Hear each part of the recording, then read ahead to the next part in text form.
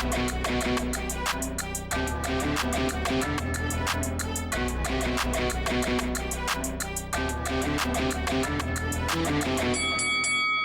guys, welcome to Boxing Squared for boxing news and views from around the internet. Post-fight reviews for the impressive Teremoana Jr vs Volodymyr Katsuk, and also Mourad Aliev vs Davide Brito. So we'll first start with the Matchroom debut of Teremoana Jr. So this was a fight against Volodymyr Katsuk where it was going to be interesting to see the development of Teremoana Jr, how far he's come in the past couple of years. He's been improving. He was at the Olympics. He pushed Bakadir Jalilov in their fight. And in this one, he just wiped the floor with Katsuk. And why I say it was interesting is Katsuk was a well-schooled amateur. He'd been in camps with Vladimir Klitschko, more recently also in Usyk camps. He is Ukrainian, so that's part of the link-up and part of the reason why. But he wasn't necessarily just a complete scrub, so I was interested to see what he could bring in there and what he could do and resistance he could pose. And apparently it was nothing, because there were 3 knockdowns in the first minute and a half or so of this fight with Teremoana Jr. Teremoana Jr from Australia and also out of the Cook Islands. He came forward, he was aggressive, and he was looking to put the hurt on Katsuk, and that's exactly what he did, throwing a range of different shots, and he opened Katsuk up, and it actually looked like it was a jab that hurt Katsuk or something like that, because he reacted strangely and then he took a knee. The second one, it was Teremoana Jr following up all aggression again. It was a right hand that sent him also down on another knee. And again, he follows up and a flurry of punches forces Katsuk to a knee again, and the referee had seen enough and he waves it off. So lickety-split, Teremoana Jr in Monte Carlo did not mess around, and it was all over in a round. So advances to 5-0 and 5 stoppages. So this was his first pro fight since 2022, because he did drop down back to the amateurs, and I think that that time and that development has been good for him. He looks less raw, but he is obviously still a project. So what we'll do is we'll get to his comments post-fight, and also Eddie Hearn, his new promoter, because he signed with Matchroom last month, also had a few things to say. So in terms of the performance and how did he rate it, Teremoana Jr spoke of wanting to stop him in the first round, and that was his late uncle, that he'd basically said you should be stopping some of these guys in the first round, and he was going after it, and he said he wanted to be a bit more clean, but overall he was happy enough. He said that Katsuk threw some punches and that were only half-hearted, and he kind of knew at that point that he was going to win, and he felt that Katsuk didn't really want to be there.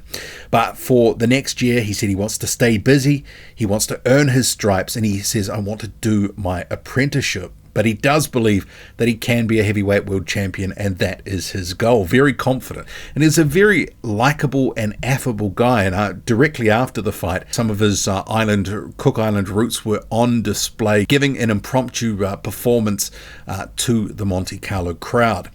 So Eddie Hearn, his new promoter, said he is going to be active in 2025. He wants him to be out for 8 fights, and that will start on January the 8th. So he's also going to be on a card that Justice Hooney is going to feature on, and I'll cover that separately. But Eddie Hearn says he likes Teremoana and what he sees. He says he's got the size, he's got the presence, and he's got the punch variety. This kid is the real deal. And he says they've made champions before, and they're looking to do the same with Teremoana Jr. Like I say though, Teremoana Jr at 26 years old and improving, he is a project, and I think Teremoana Jr himself knows that. He's got a bit more that he has to do, and he's going to have to, as he says, earn his stripes and do his apprenticeship. So I think because the expectations are not through the roof yet with fans, I mean, I think fans will quickly warm up to him. He will have a little bit of time and space to evolve and grow as a fighter. But there is a lot to like about the 6'6" Australian Cook Island fighter, and obviously with the aggression and the variety of punches and the spite that he punches with.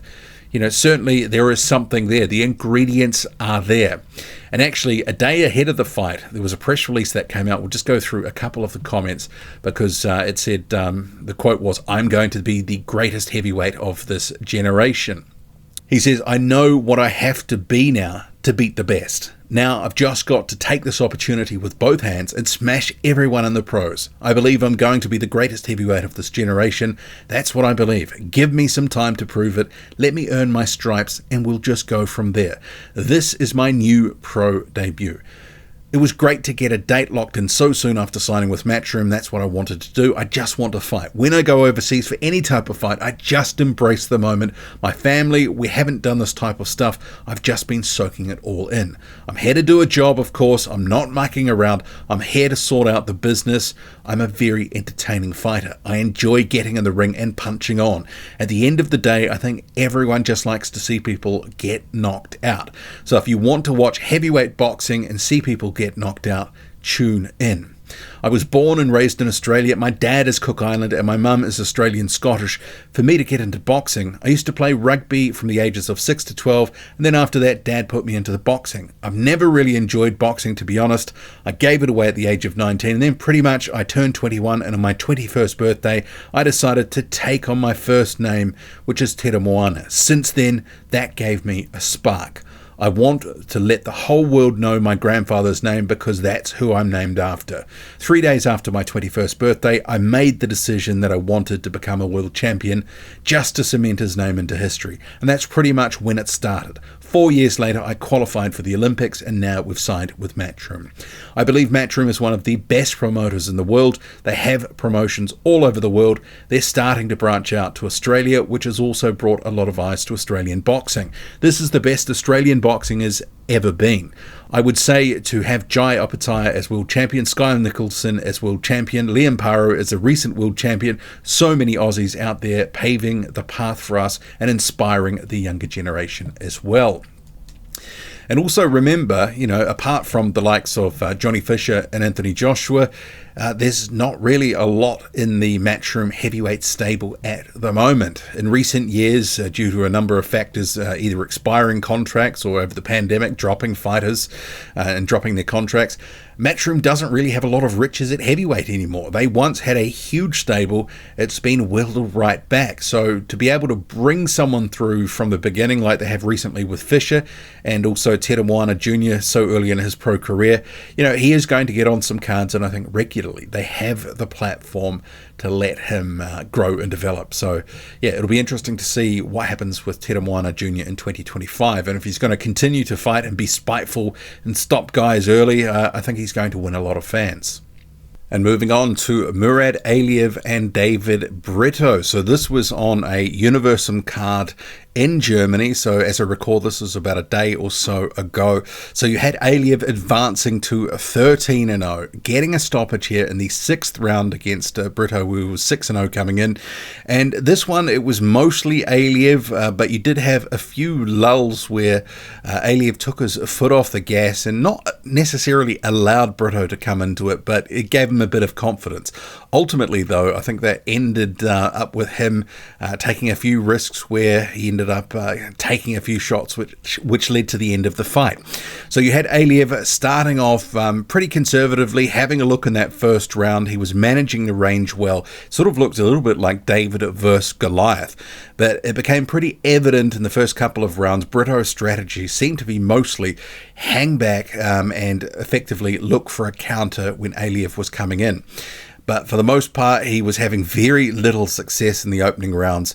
And when he was trying to collapse the distance between the two and get some of his work away proactively on the front foot, he was either falling short or missing or getting on the gloves. So he wasn't having a lot of success. And it was only when Aliev took the foot off the gas just a little bit in round 4, wasn't throwing as much. Same too with round 5, that it seemed to be Brito was getting a little bit of confidence. But ultimately, that might have been something that led to his demise, because he did end up taking some big left hands in round 6, a series of them over the course of about 30 seconds. And then Aliev strung together a combination of left hands, and a right hook ends up sending Brito through the ropes. And he gets back in, the referee has a look, and Brito does a little bit of a wobbling routine, and the referee's like, no, I've seen enough. So he did have time, that 20 seconds, to get back into the ring after he was sort of deposited out of the ring, but ultimately not enough time for him to get his bearings back. He wasn't happy, but I don't think it was unfair. He didn't really look like in a fit state to continue. But overall, I mean, decent performance by Mourad Aliev, who in some fights he's looked technically pretty good, but it doesn't look like he can really do a lot of damage. But in this one, it actually looked like his punches from early on were having an effect on Davide Brito, and he obviously was feeling the effect of it, especially through round 6. So 13-0 now, and Universum's got a few decisions to make, because he needs to be taking some step-ups, some incremental steps from here on out, because the level of opposition has been just okay.